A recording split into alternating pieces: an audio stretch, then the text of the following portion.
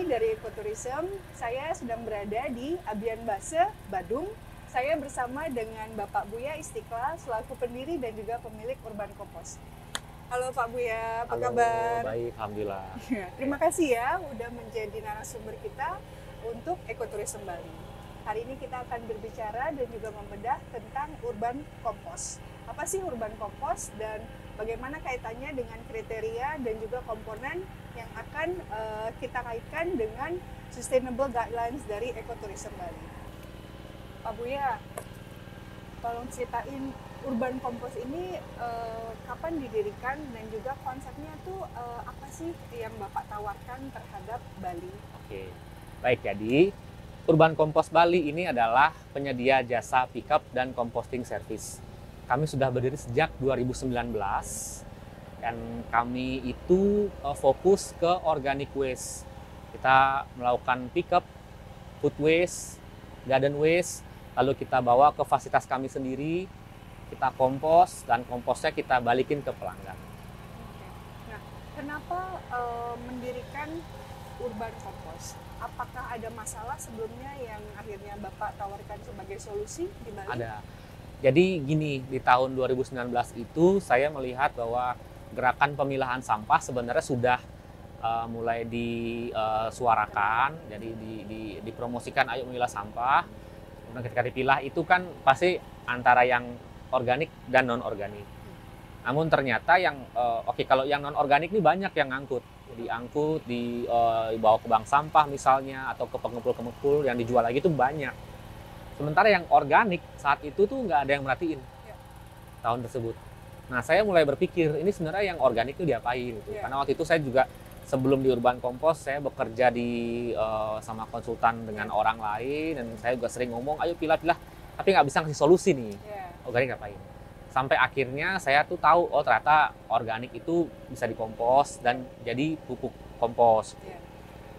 Kebetulan juga waktu itu posisinya ya saya lagi nganggur ya nggak ada pekerjaan, waktunya banyak diluangkan untuk ide ini. Kemudian saya punya teman yang kebetulan punya lahan nganggur. Ya udah waktu itu saya pengen lahan ini akan dijadikan composting area gitu untuk di Desa Canggu saat itu. Nah terus dan sekarang udah membesar ya, nggak cuma ya, daerah Canggu aja, nggak daerah Badung, tapi juga Bukit dan juga Sanur ya. Betul.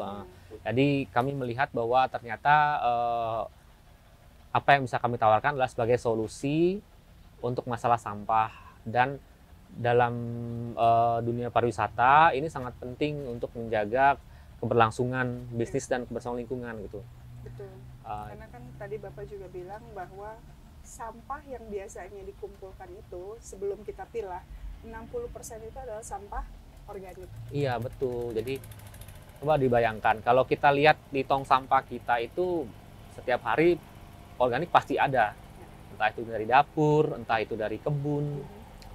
Jadi harusnya composting itu harus dilakukan oleh semua kalangan, semua sektor. Ya, pemilahan. Karena bayangin misalkan saya seminggu misalkan ada 100 kilo ya Pak ya, biasanya langsung ke TPA ya kan, tapi kalau udah saya pilah yang 60%-nya itu bisa dikompos ya kan, tinggal yang 40%-nya ke TPA atau saya bisa juga recycle yang ke anorganik. Jadi sangat-sangat membantu untuk climate ya secara garis besarnya ya, bahwa kita tuh mengurangi sampah yang masuk ke landfill. Ya betul sekali. Jadi salah satu jalan untuk mencapai zero waste itu dengan berkompos.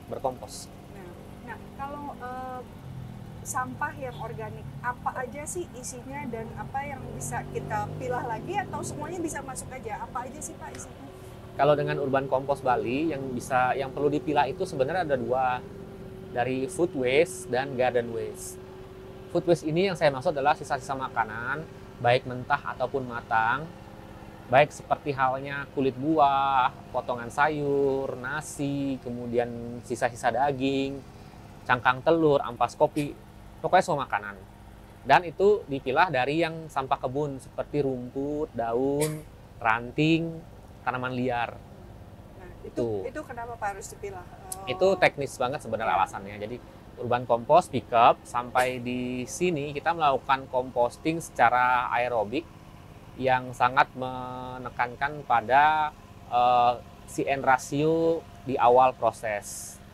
Jadi asumsinya adalah food waste itu akan lebih tinggi nitrogen dan lebih basah. Sementara garden waste itu lebih tinggi karbon dan lebih kering.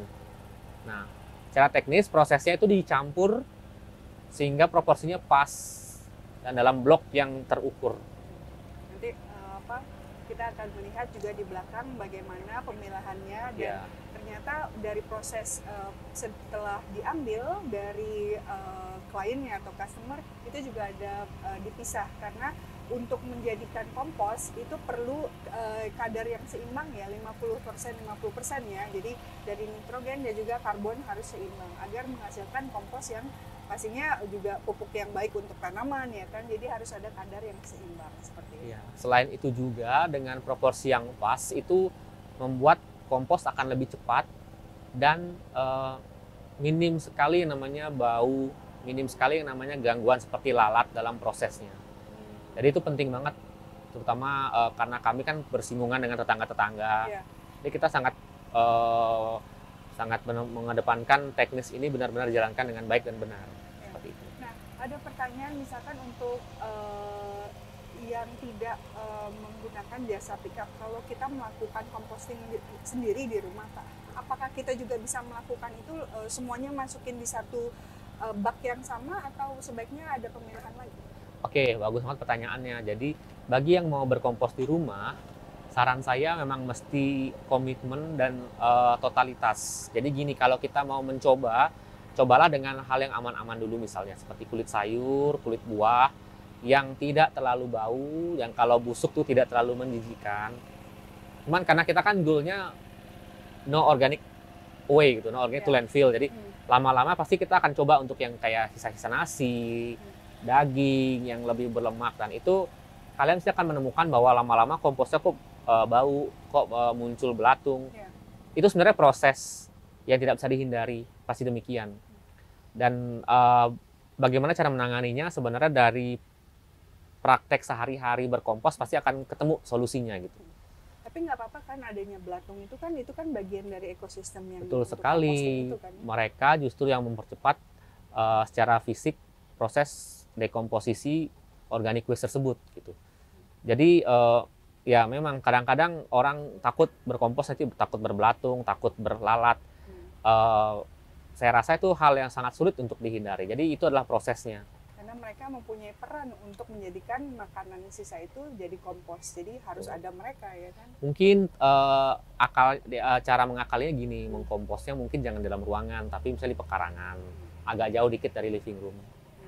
Kemudian kalau punya lahan kebun yang katakanlah ada 2 meter persegi kebun itu, nah itu yang dipakai untuk kompos.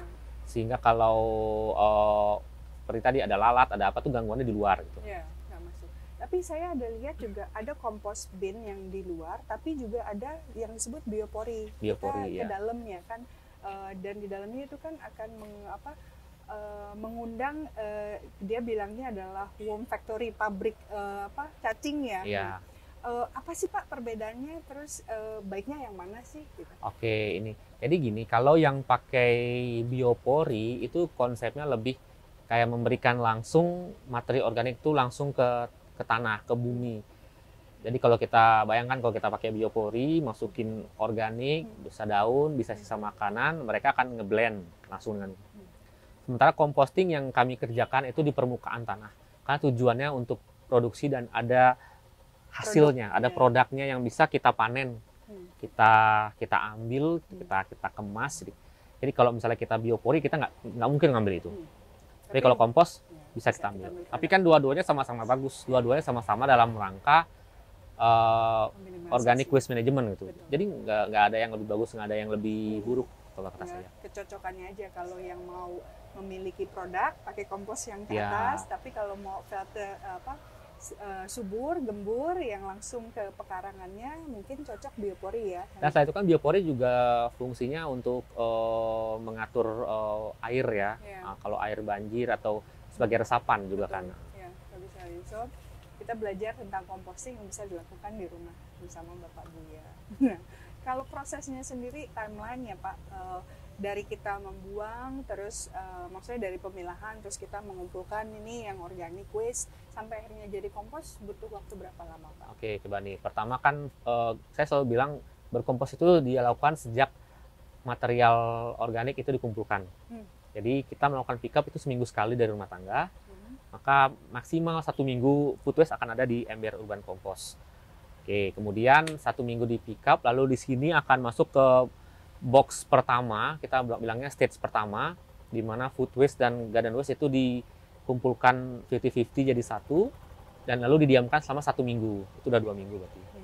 Setelah 1 minggu itu dikeluarkan ke stage kedua, tahap aerasi, lakukan pengadukan sehingga oksigen banyak masuk. Itu rata-rata 5-7 hari sekali diaduk. Setelah banyak minimal 5 kali. Berarti katakanlah itu 7 hari, 7 kali 5 berarti 35 hari. Hampir sebulan lebih ditambah yang 2 minggu tadi. Kemudian tahap terakhir itu tahap pematangan. 2 minggu pematangan di mana kita cuma diamkan saja komposnya di lapangan. Kita pastikan tidak lagi berbau, tidak lagi panas, tidak lagi wujud awalnya terlihat.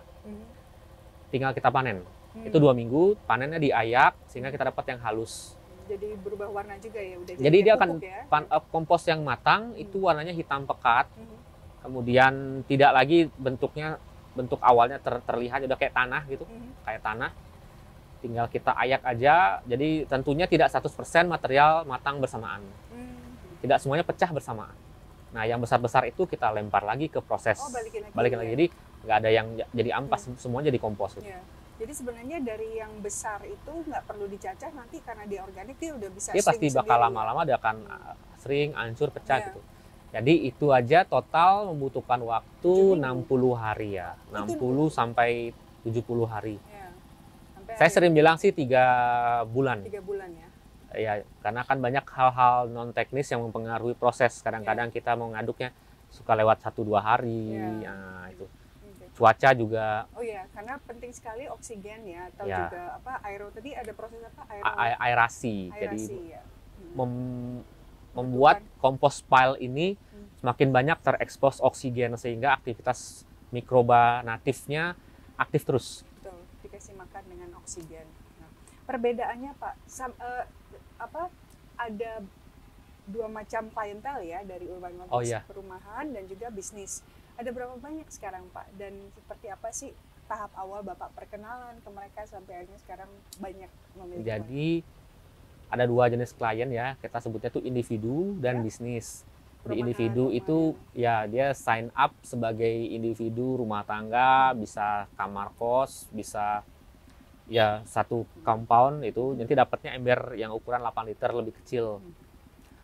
Kemudian ada yang kedua itu klien bisnis seperti restoran, kafe.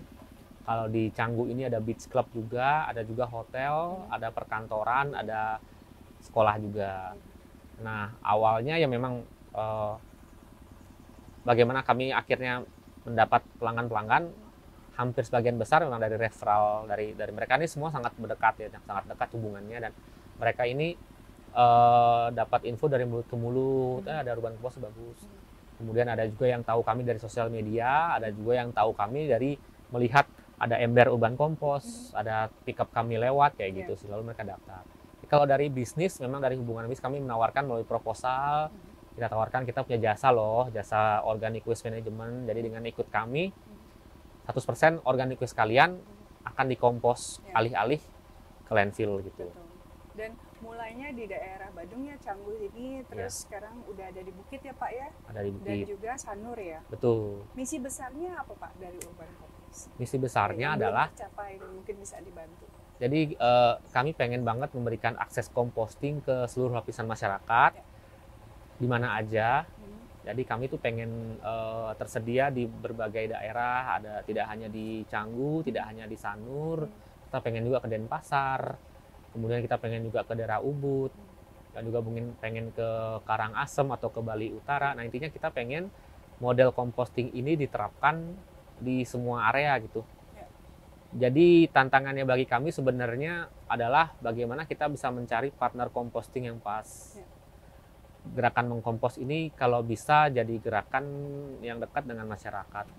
Jadi satu kebiasaan baru ya. Iya, dari jadi itu proses bisa jadi partner pemilahan. buat kami. Jadi kami bisa sediakan jasa pickupnya, kemudian tinggal cari composting facility-nya. Ya. Dan selama ini produk akhir adalah kompos. Betul. Itu dijual bebas, retail atau dikembalikan ke klien? Oke. Sebagian besar kompos yang kami hasilkan itu kembali ke pelanggan karena kami juga composting service. Jadi bahasa gampangnya lah kita ngomposin sampah organik kalian. Jadi itu milik kalian. Tapi karena produksi kami memang lebih besar daripada apa yang wajib kami kembalikan, Betul. pada akhirnya memang kami jual. Lebih surplus ya. Kami jual dan saat ini sih kita jualnya hanya intra pelanggan saja karena memang untuk bisnis penjualan kompos itu memerlukan izin yang berbeda sebenarnya. Betul.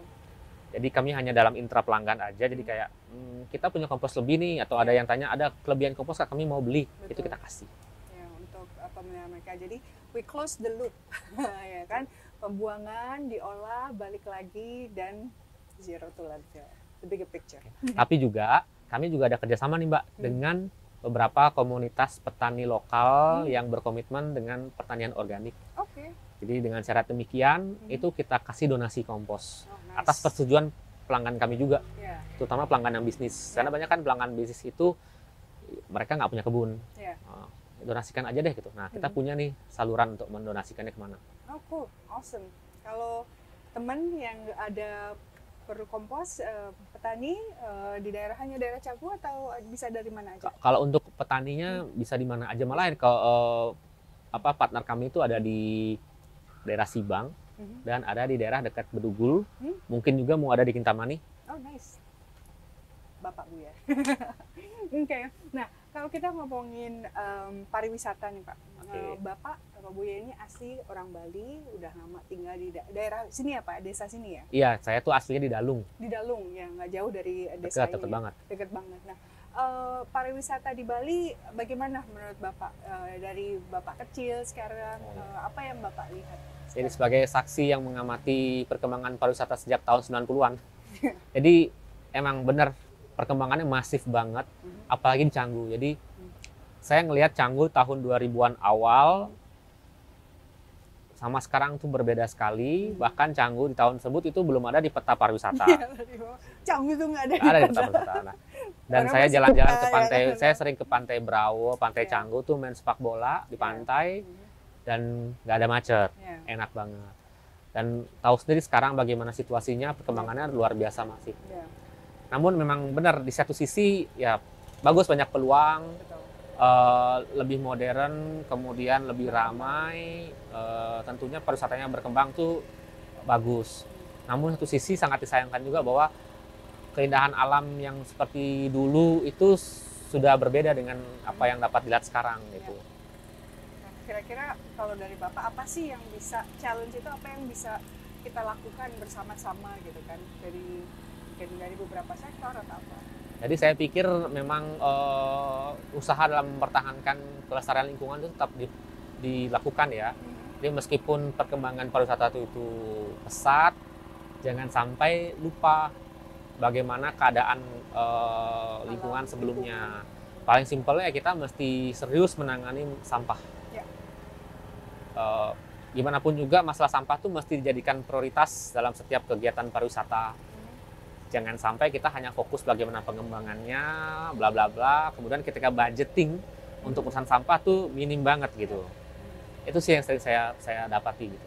Karena kita nggak dipungkiri kita pasti ada konsumsi setiap hari ya kan. Entah kita buat pola yang lebih baik untuk mengurangi itu, atau ada pengolahan yang terbaik untuk pengolahannya apa yang kita konsumsi setiap harinya. Iya benar banget Mbak itu. Ya. Nah, kalau misalkan rekomendasi nih, kita selalu pengen tahu dari Eco Warrior kita, tempat mana sih yang Bapak bisa rekomendasi ke teman-teman untuk wisata di Bali, dan pastinya untuk kulineran tuh daerah mana sih Pak kalau yang Bapak suka? Banyak nih, karena saya udah tinggal di Bali dari kecil, saya tahu nih yang paling enak. Kalau buat saya pribadi, untuk yang daerah perbukitan, kalau mau cari yang adem-adem tuh datanglah ke Kintamani. Bener-bener adem tempatnya, suasananya berbeda, untuk pilihan kulineran juga ada, wisata air panasnya juga ada. Temperatur pokoknya di top sana banget. juga jauh lebih dingin ya dibandingkan di Iya, sini. temperaturnya dingin banget ketimbang di Bali Selatan kayak di Canggu, Sanur ini beda. Tapi kalau untuk mau wisata ke pantai, saya tidak bilang kalau di Canggu atau Sanur itu nggak bagus. Tapi saya pribadi saya paling suka ke daerah Candidase. Candidase, Ke jadi timur ya. kayak Kira Timur. Dan ya selain tempatnya lebih adem, Iya. juga lebih sunyi juga. Untuk kuliner saya sering banget selalu kalau ke Candidase saya mampir ke restoran Mertasari. Itu Mertasari. Mertasari tempat makan Ikan ya? olahan ikan, sate Olahan ikan, sambal mata. Mhm. Sambal matanya dapatnya sepiring. Jadi bagi yang suka pedas itu sambal, ya. puas banget bakalan. Iya. Dan ikan tuh saya senang banget ikan-ikan di Bali tuh fresh dan juga banyak diolah ya. Salah satunya sate lilit ya Pak ya. Lilit ya. Dan di Mertasari pastinya ada ya Pak. Ada sate lilit, ada sate ikan tusuknya juga ada. Ya, benar-benar. Pepes. Ya, ya. Pokoknya rekomend banget deh. Ya. Kalau Mertasari nanti cek aja di daerah East Bali. Dan Iya. Candidase tuh masih juga beberapa tuh banyak white sand beach, pasirnya yang sangat putih kalau nggak salah. Iya, pantainya pasir putih. Kemudian kalau mau staycation, saya pikir di Candidase adalah yang paling enak sih kalau kata saya. Jalan ke arah Candidase juga Perjalanannya sangat juga luas. enak. Oh, thank you. Nah, untuk pesan yang terakhir, kira-kira apakah ada pesan dari Bapak sendiri pribadi untuk teman-teman ekoturism Bali, entah dari Urban Kompos atau juga dari Bapak sendiri yang mau disampaikan? Oke, pesannya adalah ayo pilah sampah dari rumah. Sekarang juga.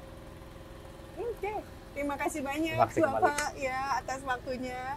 Dan oke, kita akan terus membedah guidelines dari Ecotourism Bali Sustainable Checklist, dan salah satunya adalah dengan belajar tentang composting dan juga pentingnya pemilahan sampah, kita bisa menjalankan checklist tentang waste reduction.